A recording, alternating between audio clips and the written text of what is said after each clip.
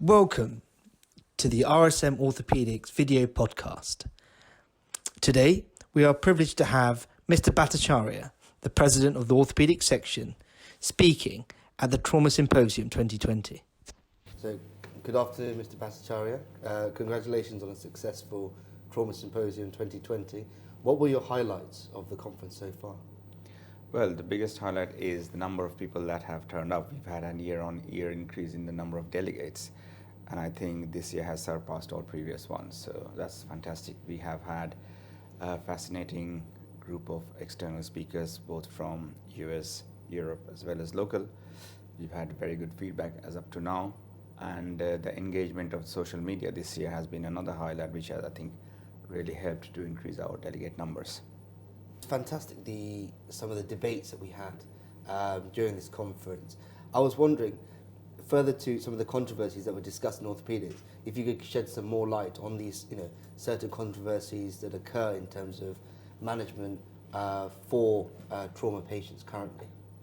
Look, I mean, as you know the saying, if there are 5 orthopedic surgeons, there are 10 different opinions on how to treat a particular injury.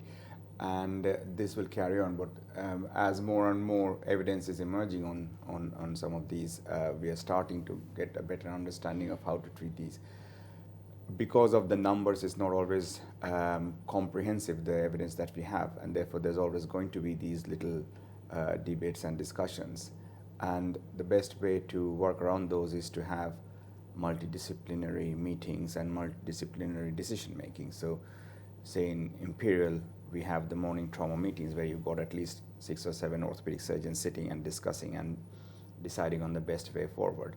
So it gives patients the reassurance that they are getting not just one biased opinion from one surgeon, but a very comprehensive review and a judgmented view on their treatment from a group of experts.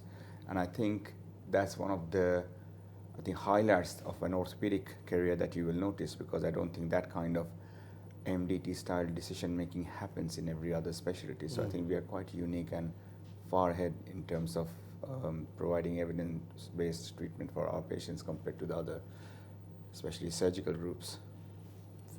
Very, very true. One of the fantastic things that we've noticed from the RSM is the interest in our Twitter as well as the Facebook and social media feeds from trainees. I was curious as to how trainees can join the RSM and how they can get involved. Well, I mean, this Twitter, social media is thanks to people like you guys who got them really engaged. It's something we have taken on board only recently, and I think the results are showing with the number of younger trainees that have attended and engaged in that social media. RSM membership, I think, is quite underrated. It provides a huge amount of resources, particularly in terms of online resources, journals, etc., which actually would cost a fair amount of money. So getting an RSM membership does turn out to be quite cost effective in the long run. The easiest way to get an RSM membership is to go online and just click on join the RSM. Once you join the RSM as a member, you are asked for your specialist interest, and then you'll be directed towards the orthopedic section. So all the orthopedic newsletters, information, events will be directly emailed to you. And now that we've got Twitter and Facebook accounts, we are going to be using those to keep the training group as well as our followers informed about all events and conferences that are going to be held. So following those social media outlets and registering yourself with the relevant sections is the best way of keeping in touch. And it's, as you say about the social media, we've got the RSM Orthopaedic Twitter feed that we're using, and it's also feeding into the Royal Society of Medicine. And it's been fantastic that we've had a chance to get traction even across the pond in hospital and special surgery from Prof. Ricky, one of the speakers. And it's been a great opportunity. Yes, I mean, I've seen some of the experts that have been in the faculty this time, whether it was Professor Xavier Griffin, Professor Stuart Gold, Professor Ritchie. They've all got very active Twitter handles, and they have used that, and that has generated more interest. I think a lot more than we would have been able to do by the traditional means. So yes, social media is hopefully going to help to spread the news for the events that we are holding, especially the trauma symposium, and hopefully get us more people in the years to come. Very good. This is actually your second presidency, if I'm right. Yes, that's correct. So what is your vision for your second presidency for the RSM? So I think, I mean, the reason I came back for a second time is the RSM is going through a lot of organizational changes, and there was a benefit in somebody who's been there before holding the reins during these times. Once the organization setup stabilizes once more, I think it'll be good to hand on the reins to somebody different, and we already have somebody for that. My biggest vision this time is to increase the membership of the RSM, and particularly the orthopedic section. And once again, we have got this incredible channel through the social media to do that, and I'm hoping that you guys can help us with that, spread the word, encourage your colleagues to join those social media handles, and hopefully once we get more interest, more involvement, we can improve our events and calendars through the year as well. On the topic of calendars, what do we have to look forward to as the RSM Orthopaedic section? Well, we have quite a few good events happening through the year on a regular basis. The biggest one obviously is the trauma symposium.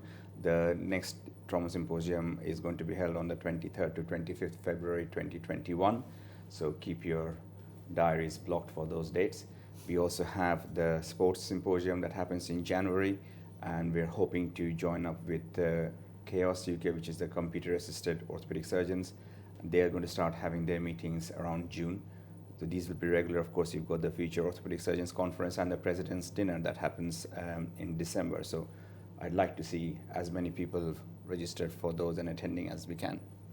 Indeed. Well, Mr. Bhattacharya, I thank you very much for speaking to us today and speaking to all those who are tuning in. It's been a fantastic Trauma Symposium 2020. It has. And the learning points have been fantastic from the conference for myself and all other orthopedic trainees.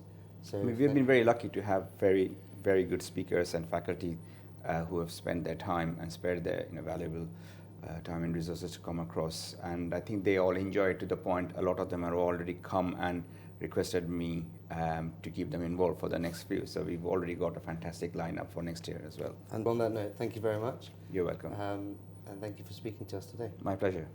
Thank you. Thank you for tuning in to the RSM video podcast. For more information on joining the RSM, sign up at www.rsm.ac.uk, or to follow us on social media, please add us on @RSM Ortho for Twitter or RSM Orthopaedics for Facebook. My name is Branavan Rudran, and I hope you've enjoyed our interview with Mr. Bhattacharya.